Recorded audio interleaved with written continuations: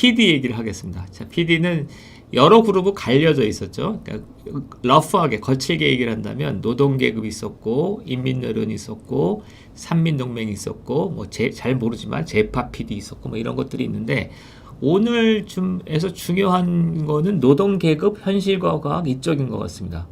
여기를 한번 좀 이게 이제 자꾸 PD, 그러니까 뭐랬습니다. 학생운동 쪽 PD는 조금 경향이 다를 수 있었다고 보는데요. 제가 이제 보고 경험했던 그 노동운동 쪽 PD라고 하는 거 이렇게 생각하시면 됩니다. 지난번에도 한번 말씀드렸지만 그냥 넓으면서 막시즘적인 경향성을 갖고 이제 노동운동을 하고 있었어요.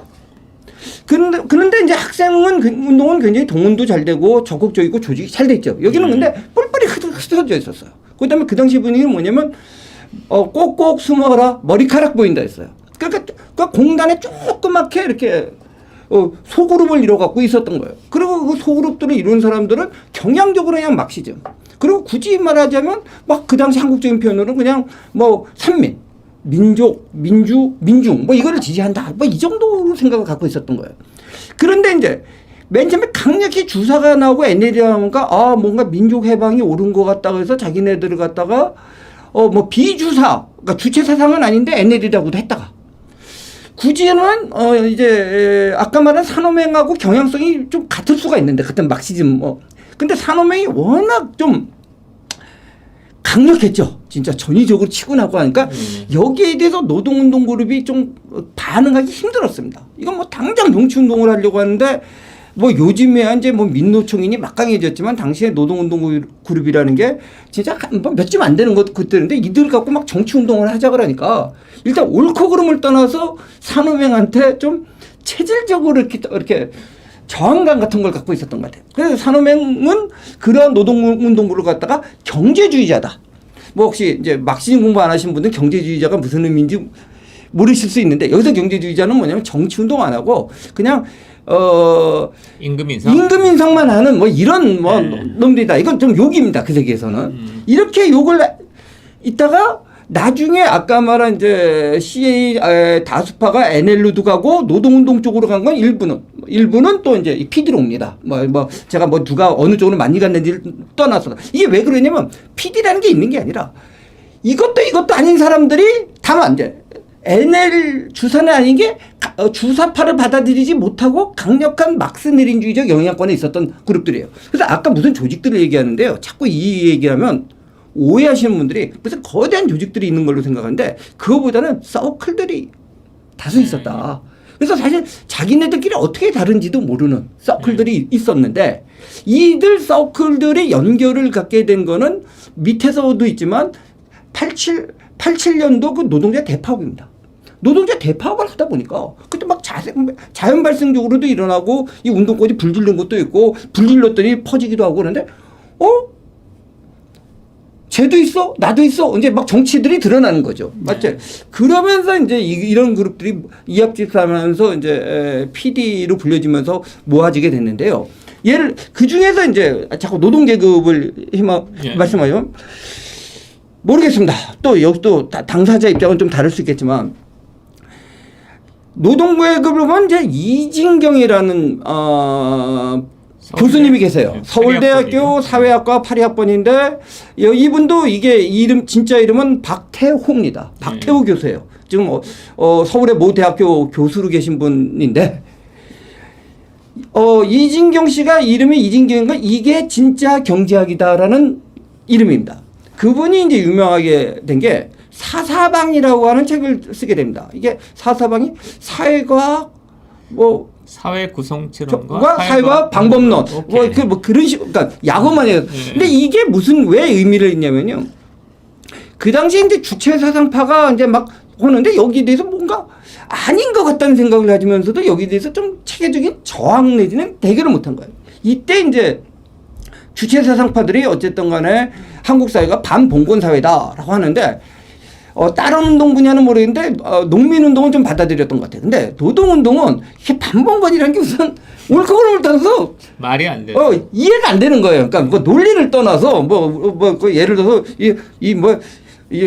현대자동차에서 그냥 자동차 찍어내고 있는데 갑자기 우리가 무슨 농촌 봉건사회라고 하는데 그게 이해가 됩니까? 근데 이걸 논리적으로 설명하지 못하고 있었어요. 그때 이제 이진경 씨가 대표 집필한 제가 알기로 이제 세미나 그룹이 있었다고 알려졌는데 하여튼 대표 집필한 이 사사방이라는 책이 굉장히 영향력을 미치게 됩니다. 사실 좀 어려운 책이에요. 어려운 책인데 이런 거 있죠. 사람이 어떤 생각을 받아들일 때는요.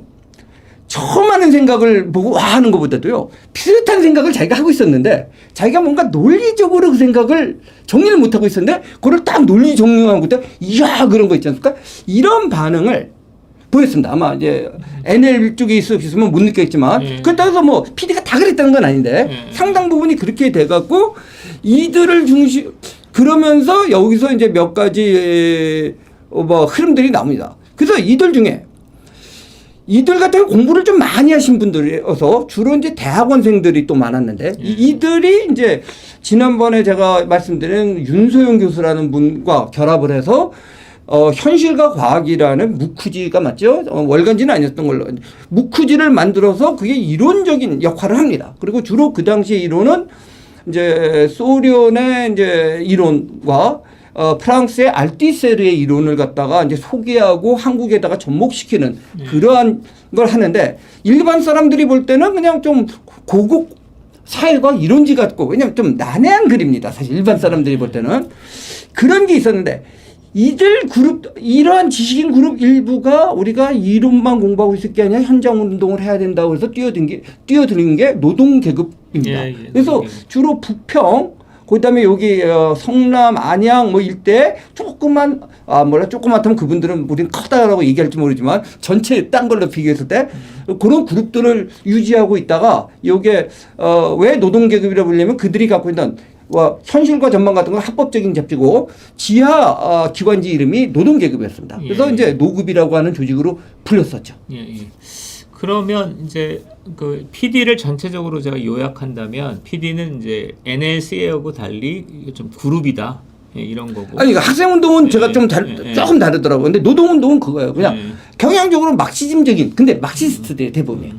그리고 NL과 CA는 사회주의 붕괴 이후에 이렇게 되었다면 제가 볼 때 전체적으로 뭐 잘 모르겠는데 요약한다면 PD는 두 개 같아요. 하나는 인민노련 한국사회주의 노동당 하는 이 흐름이 하나 있는 것 같고 그리고 한국사회주의 노동당은 3인주의까지 간 것 같고 그 다음에 노동계급 현실과 과학 이쪽은 포스트 모더니즘 그 다음에 아까 이진경 교수의 뭐 수요 플러스 너머 이렇게 가는 흐름이 있는 것 같은데 요거를 하나씩 얘기해 주시죠. 뭐 그렇게 얘기하는 게 뭐 저도 생각하는데 맞다고 생각하는데요. 약간 요건 하나 첨언하고 싶습니다.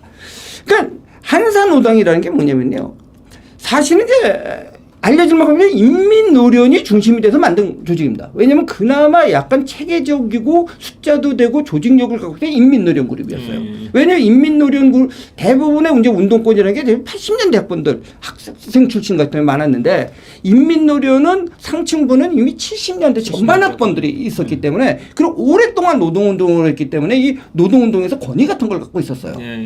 그래서 그대로 숫자도 좀 됐고요. 그래서 인민노련이 아까 전에 87 노동자 대파업을 중심으로 해서 지방 그룹들이 있다는 걸 알게 되면서 인민노련을 중심으로 해가고 지방 그룹들과 연결을 해나가면서 이걸 하나로 묶은 것이 한산노당 준비입니다. 제가 말하는 정확히 한산노당은 만들어진 적이 없고요. 준비가 만들어진 거예요. 그러니까 예를 들어서 지금 뭐 내부 아직 드러나지 않은 사람들은 못지만 드러난 것만 하더라도 그 신지호 전 국회의원 같은 경우가 바로 인민노련에서 이제 울산으로 파견해서 울산에 있던 소그룹들과 연결했던 뭐 이런 모르겠습니다. 뉘앙스가 또 신지호 의원이 좀 어떨지 몰라도 제가 아는 바는 그렇습니다. 그런 식으로 있고 또 마산 창원에도 그런 그룹이 있었을 거고. 근데 지방 그룹들은 대부분이 그런 정치적인 색깔이 뚜렷하지가 않았어요. 그냥 대부분이 그냥 저건 막스의 정치 경제학 사실 그것도 자본론도 안 읽어봤죠. 대부분이 일본에서 나온 그런 것 좀 읽어보고 이런 그룹들이었고.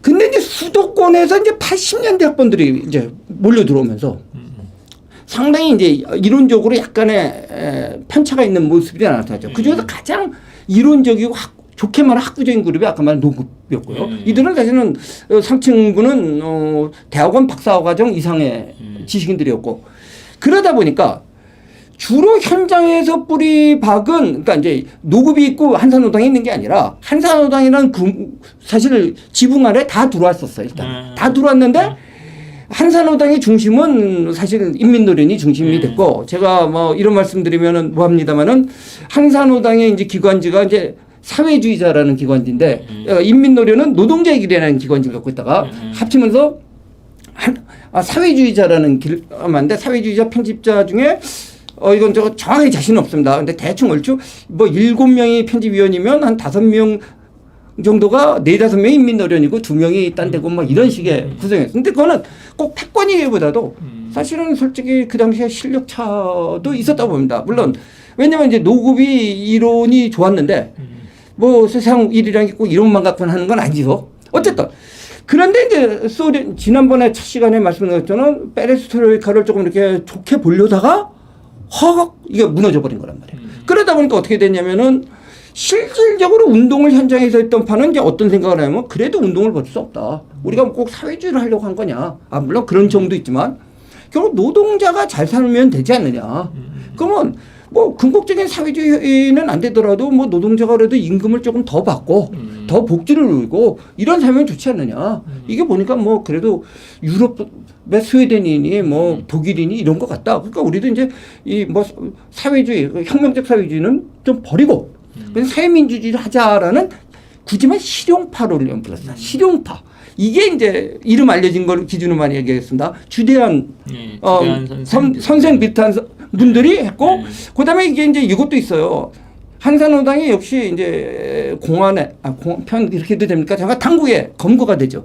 검거가 됐을 때 이제 주대한 선생이 뭐라고 얘기하냐면은 우리는 그냥 노동자 복지를 위한 거다. 그랬더니 참 그 당시에 검사가 이런 말 했다고 하더라고요. 그러면 너네 전위정당론, 플로레타리아 독재 이걸 포기할 수 있느냐?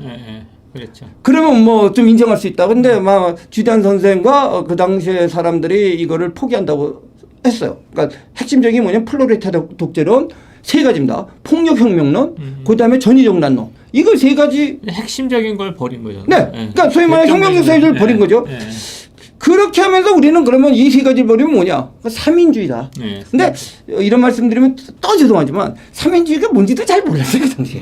그냥 잠깐 이거 혁명적 사회주의는 뭔가 좀 안 된 것 같고 노동자를 위해서는 살아야 될 것 같고 그러니까 유럽에 그걸 하자. 그때부터 솔직히 심하게 얘기하면 3민주의가 뭔지 책도 보고 잡지도 보고 책도 만들어내기 시작했어요. 그래서 그 당시에 사회민주주의인가라는 책을 모 출판사, 여기 그 출판사는 이 PD그룹에서 사실 약간 합법적으로 운영하는 출판사에서 그 책을 찍어낸 것도 그 책에 동의해서라기보다는 이런 것도 좀 알아보자라는 차원이 강했고요. 그런데 일부 밑에 있는 그 조직원들이 다 거기에 동의했느냐? 아니 왜요? 저희 지도부 저 자식들 잡히더니만 지네들 살려고 말이지. 배신했단 말이지.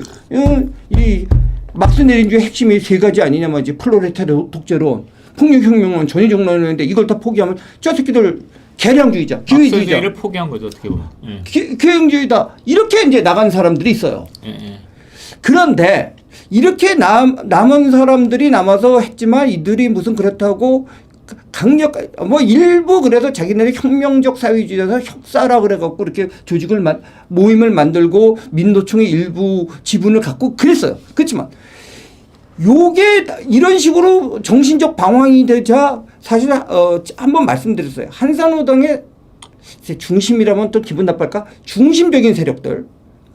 그러니까 한산호당이 어디까지 한산호당에 대해서도 논란이 있어요. 사실 어디까지 해서. 근데 대충 한 200명 잡는데 그 중에서 상당수가 그때 고시 공부를 하고 30여 명이 고시에 그냥 합격합니다. 뭐 제가 고시 합격해서 좀 잘 그냥 보통 살고 있는 분의 이름 대기 뭐하고 뭐 이미 알려진 뭐 송영길 같은 분이 대표적인 분이고 그밖에 뭐 여러 명이 제가 알기로 현직 판사도 지금도 있고. 이거 200명에 30명 정도면 상당한 거죠. 그렇죠. 그래갖고 이런 말하기 이제 욕먹을 일인데 뭐 그냥 평상시에 그냥 학교에서 고시 공부 열심히 하던 친구가 계속 떨어지니까 아니 자식들 머리도 나쁘네 고시도 하나 못 보냐 그러고 우리 놀렸던 것도 있어요. 근데 그건 좀 웃자는 소리니까 또 너무 심각하게 받아들이지 마시고. 근데 왜 고시를 받냐?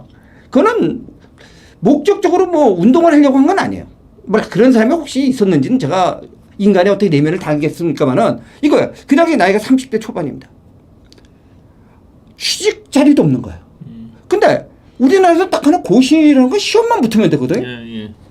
뭐 아무것도 필요 없어요. 뭐 사상검열 이런 것도 없는 거고 뭐 연제제 뭐 저 70년대 있었는지 몰라 다 끝났고 그러니까 이제 만만한 게 고시였고 고시만 한 30몇 명 붙었고 변리사 이런 것도 몇 명 붙었어요. 뭐 그런 것까지 변리사 회계사 뭐 이런 것까지 하면 제가 40명 넘어요.